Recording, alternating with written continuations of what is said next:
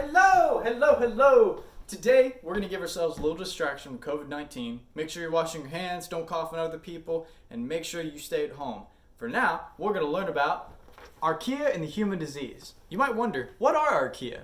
Those are one of the three classifications of cellular organisms, which are Archaea, prokaryotes, and eukaryotes.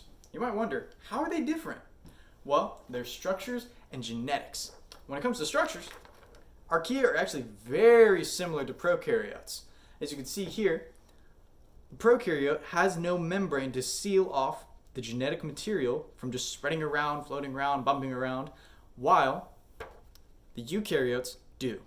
Eukaryotes have the nucleus, that way it entraps all the DNA in one place. And it has many organelles to make sure other bodily functions work as well. But despite all these differences here, eukaryotes are genetically the closest to Archaea, which is surprising. But between all three of these, Archaea have one glaring difference between all of them, and that is infectivity. Archaea is very different to prokaryotes and eukaryotes when it comes to its infectivity to humans. Now, we have our three bodies here that we're going to infect with all three. Now, before we do, we're going to put on our safety gear. This mask is going to make sure that I don't get infected, and this device right here is going to help me infect each body with one of those three types. Let's start off with the eukaryotes. Remember kids, don't try this at home. I'm a professional. Wow! You saw that eukaryote, right? It just exploded in, it caused fevers, it caused sores, it caused all these different things. Now let's try prokaryotes. Again! Even worse it looked like that time. Now, for the final piece, the piece of resistance. Let's check out Archaea. Nothing happened. Let's try it again. Maybe he washed his hands a lot.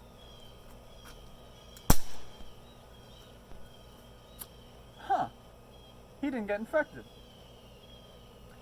Maybe we're not adding enough. And maybe maybe he needs to be exposed to it for a long period of time.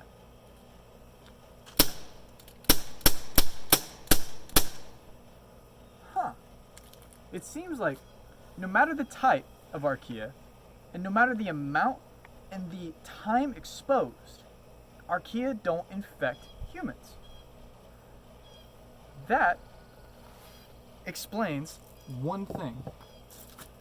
The Archaea are not pathogenic. Archaea do not infect human beings. The reason for that is because they're already inside you. Now, you might think, how? How are they already inside me? I wash my hands, I take showers, I'm clean. Well, they're already there to begin with. They're already in your gut, on your skin, and all other places. These are methanogens. These are the only Archaea identified in humans. Now, and they don't work as parasites. They don't hurt you. They work symbiotically with you. And I'll explain.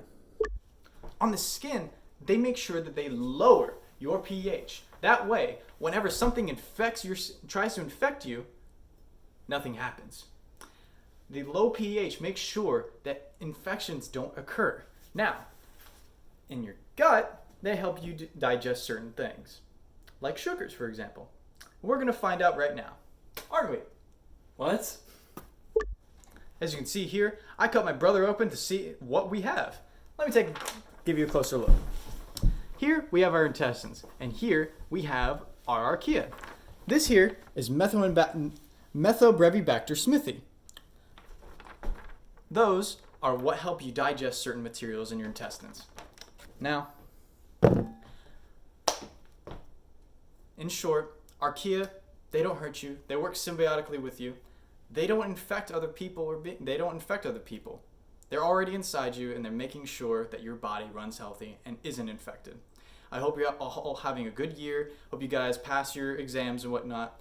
And if we stick through this, we'll survive COVID-19.